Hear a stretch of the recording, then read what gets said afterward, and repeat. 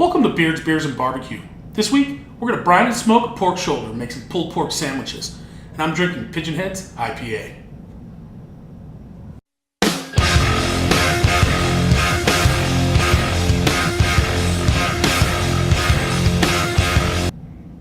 Alright, so we're going to get after this shoulder today. And Matt Soder's here. This is actually his brining recipe. He's with Nevada Brining Company. And tomorrow, he's going to come back after this thing smokes. We're going to do some pulled pork. And he's bringing pickles, and what else are you bringing? We're also going to do some pickled red onions to go on the sandwiches. Oh, yeah, see? My new best friend. All right, so his recipe, he's from Virginia. You know, they know how to make barbecue in Virginia, absolutely. So what do we got here? We got 3/4 cups of salt, 3/4 cup of brown sugar, 3 tablespoons of molasses, some ice to chill the brine, and then we've got a gallon of water here in the pot. And then obviously we're doing a 8-pound pork shoulder. They usually come in that general weight, and I always look for one with a nice thick piece of fat on the bottom. That way when we smoke it, we'll smoke it fat side up, let that fat just get all inside the meat, make it super tender, easy to pull. And obviously, Beers, Beers, and Barbecue rub. So first off, 3/4 cup of salt, 3/4 cup of brown sugar, and then the molasses. Good flavors. Oh yeah, absolutely. It's going to be a fantastic pork shoulder. And to be honest, this is the first time I've ever brined a pork shoulder. Usually I do chicken, turkey. I've done pork chops, but never a pork shoulder. So this is going to be pretty cool. This is going to be awesome. See, I'm trying new stuff. Try new stuff on your barbecue. If you're watching this, try this recipe. What the hell? Okay, and then you're going to, I don't know if I told you, 3 tablespoons of the molasses, but Beers, Beers, and Barbecue rub. And extra flavor. Always, always. I'll do about 2.5, 3 tablespoons on that. Smell-o-vision over here. No joke, huh? All right, so you got it in like that. Throw your ice cubes in. Get that thing chilled before you add your pork shoulder. Then what we're going to do is we're going to put the pork shoulder in, put the lid on it, throw it in the fridge overnight. We'll get up about 8 o'clock and get that thing on because it's going to take about 8 hours for this thing to smoke. Everything mixed up nice. Stir it all up, let it get dissolved in there.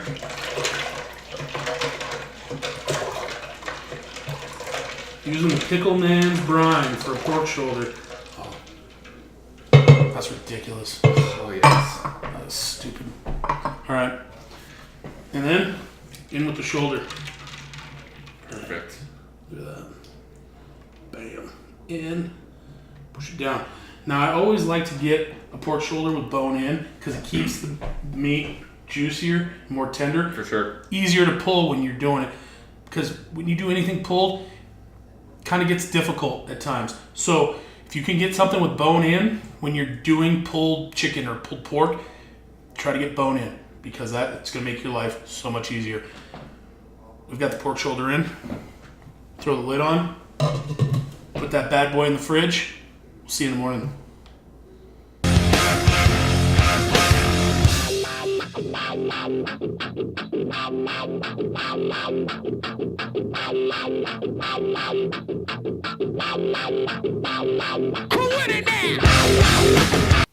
Welcome back to Beers, Beers, and Barbecue.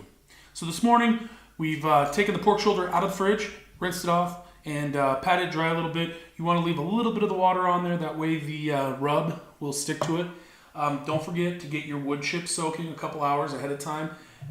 We're using apple wood. Apple's great with the pork. So now we're just going to rub the shoulder. Beers, Beers, and Barbecue rub.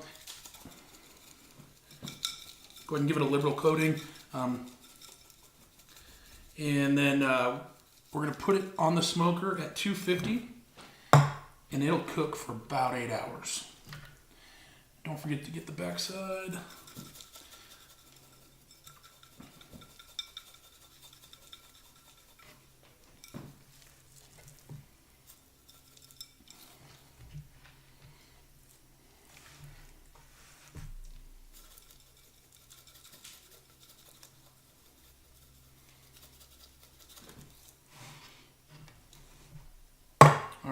It's ready for the smoker.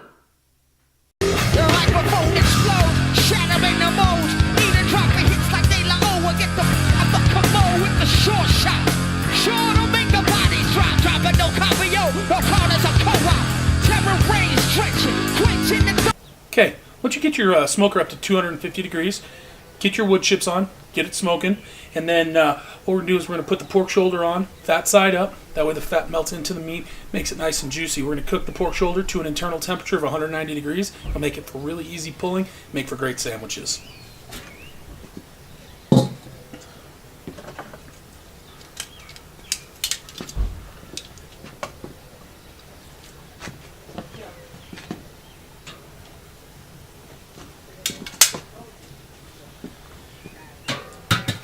Come back with our mop here in about an hour and a half and give it a good mop, and we'll just continue to do that every hour and a half, 2 hours. Probably cook for about 6-7 hours. Rally round the family, pockets full of shells. Rally round the family, with a pocket full of shells. They rally round the family, with a pocket full of shells. Okay, so what we're going to do now is apply the pork shoulder mop. Beers BBQ pork shoulder mop. Adds a lot of flavor, keeps the meat nice and tender.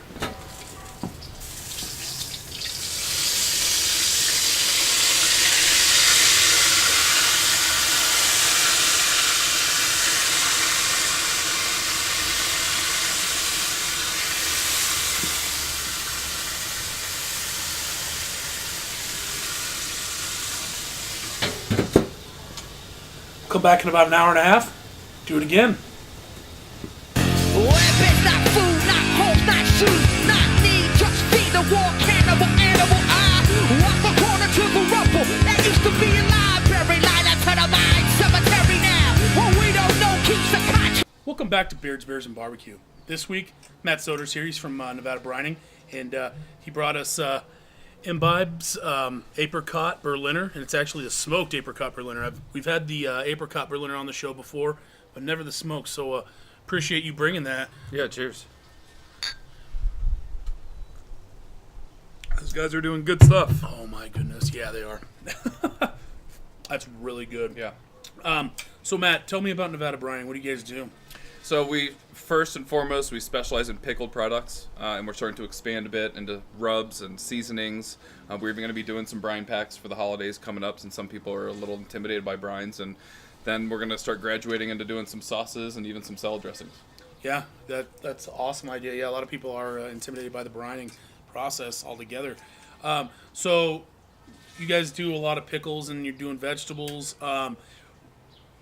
What got you into doing the pickling, man? Well, I grew up 25 years back in Virginia, so preserving the garden was kind of a way of life, and I worked in the restaurant business for years.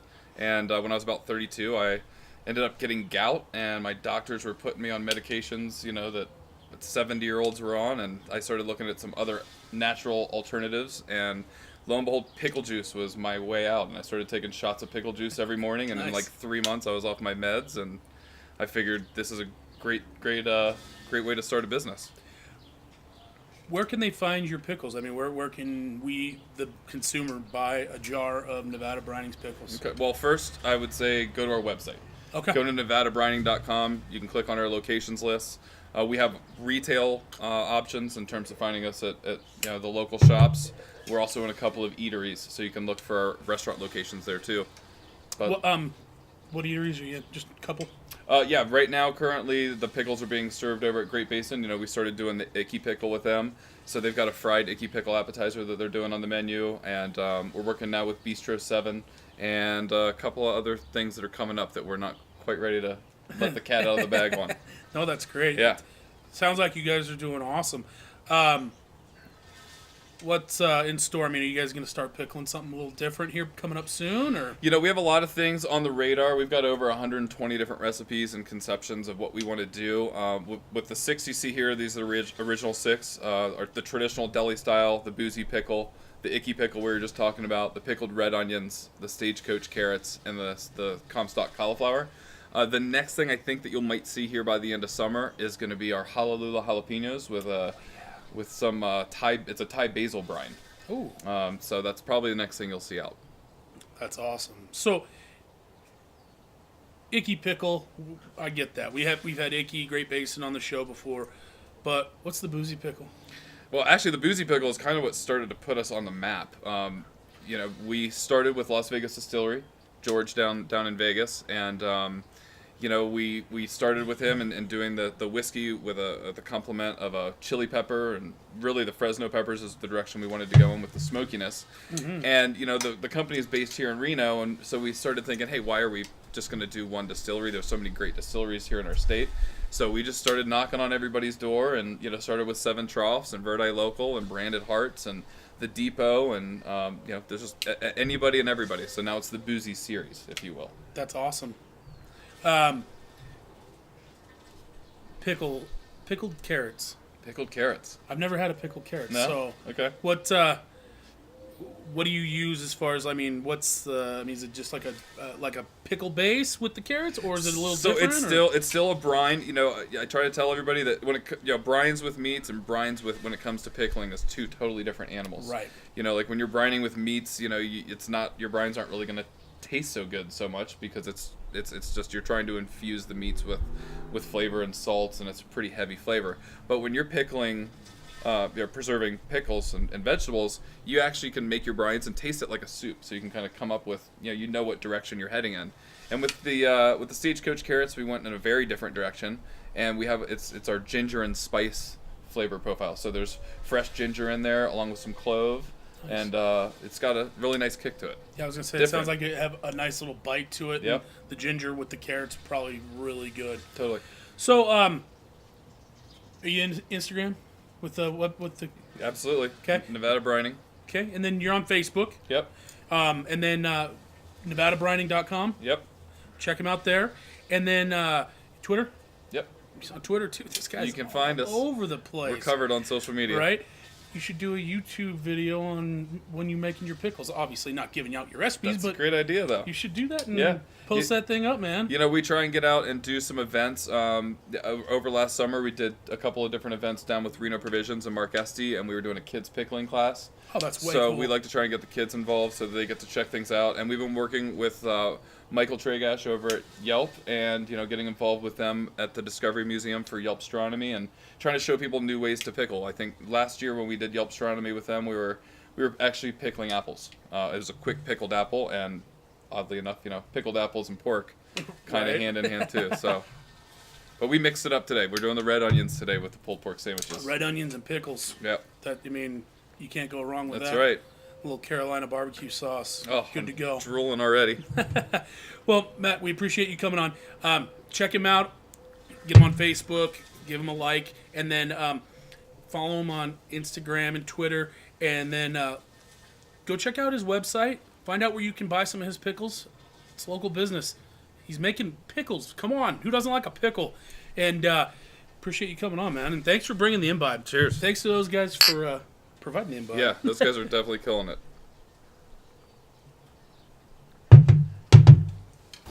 All right, so our pork shoulder is at an internal temperature of 190 degrees. We're going to get it in the house and get it shredded up for the pulled pork sandwiches.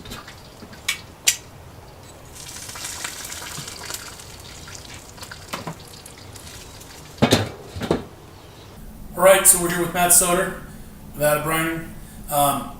Matt, thanks, man. He brought us deli slices and the ruby red onions for our pulled pork sandwiches. And we're about to get down. Yeah, seriously.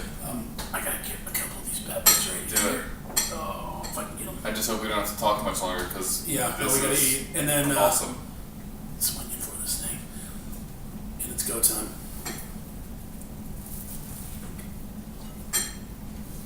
Oh, yeah. Good. It's all good.